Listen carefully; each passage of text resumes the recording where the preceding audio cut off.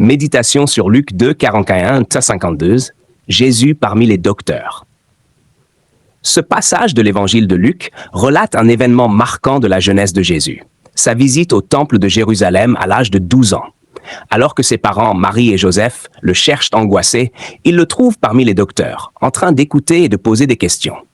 Cet épisode révèle des enseignements profonds pour notre foi. Une quête spirituelle précoce. Jésus, à seulement 12 ans, montre une soif extraordinaire pour les choses de Dieu. Son désir d'être dans la maison de son Père témoigne de son intimité avec Dieu et de sa mission divine. Application.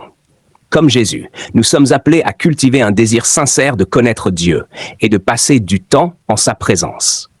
Prenons-nous le temps de nourrir notre âme par la prière et la méditation. 2. Un lieu d'écoute et d'échange. Au temple, Jésus n'enseigne pas encore, mais il écoute et interroge. Cela montre son humilité et son désir d'apprendre.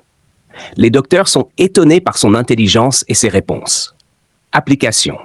Nous sommes invités à une foi active, faite d'écoute et de dialogue. Savons-nous poser des questions à Dieu et chercher ses réponses dans sa parole? Sommes-nous ouverts à apprendre des autres dans notre communauté de foi? 3. La douleur et la joie de Marie et Joseph. La recherche de Jésus par ses parents met en lumière l'humanité de la Sainte Famille.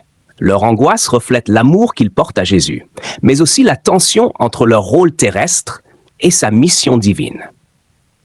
Application. Nos relations humaines peuvent être marquées par des incompréhensions, mais elles sont aussi un lieu où Dieu agit. Acceptons-nous de faire confiance à Dieu, même lorsque ses plans dépassent notre compréhension. 4. L'obéissance et la croissance de Jésus. Après cet épisode, Jésus retourne à Nazareth avec ses parents et leur est soumis.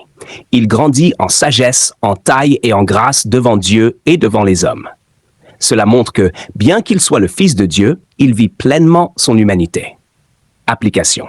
La croissance spirituelle nécessite patience et obéissance. Comme Jésus, sommes-nous prêts à nous soumettre au dessein de Dieu et à grandir progressivement dans notre vocation? Conclusion. Luc 2, 41-52 nous invite à méditer sur la mission de Jésus, sur notre propre quête de Dieu et sur l'équilibre entre vie spirituelle et vie humaine. À l'exemple de Marie et Joseph, laissons-nous surprendre par les plans de Dieu. À l'exemple de Jésus, recherchons la sagesse et la présence de Dieu dans notre quotidien.